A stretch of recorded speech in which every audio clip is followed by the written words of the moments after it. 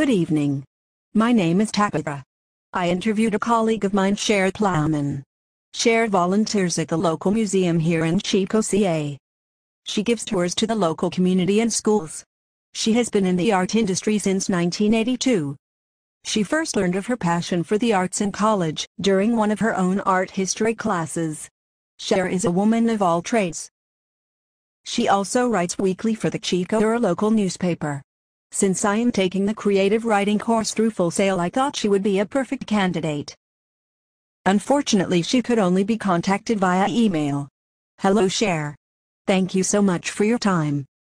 Hello, Tabitha. No problem. What do you see as the role of the visual arts in our mass-mediated world, and particularly in your profession? As a museum curator, we have used visual art are used in a few different forms in a daily basis. Number 1, the internet with our web page. We also use banners with local artist work as well as flyers, to get the word out. We mainly put our focus on visual media arts, banners and pops-up on our local newspaper websites and different local business websites. So the role would be to get your product out there, to let it be seen and heard about. Just like the railroad, the internet is a beautiful thing.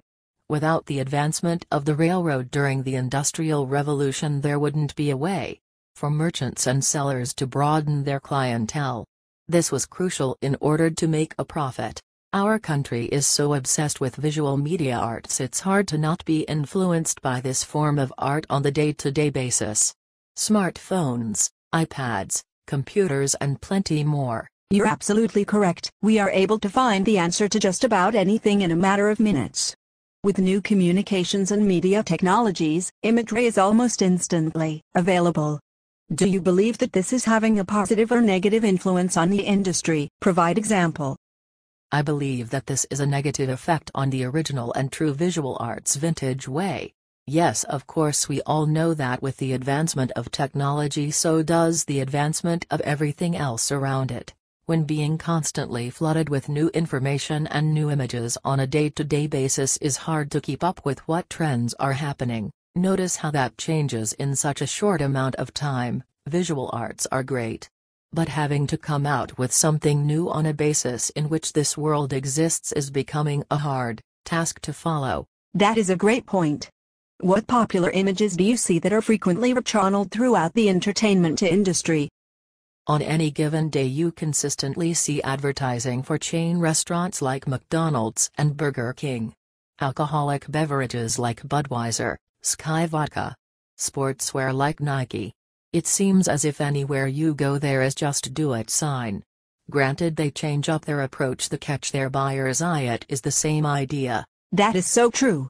Even sitting down at a local Applebee's, you see posters of Budweiser and commercials of Nike. Are there particular images that this industry has popularized or created? When a writer is published, most of the time their cover of their book is illustrated. If they are lucky enough to get that turned into a movie, another illustration is given. Take Twilight for example. When you see two pale hands holding a red apple, instantly most of America associates that with teenage vampires. Same with Stephen King's It. That creepy clown has been ingrained in a lot of young minds. Oh man, don't remind me. That is very true, Cher. Thank you.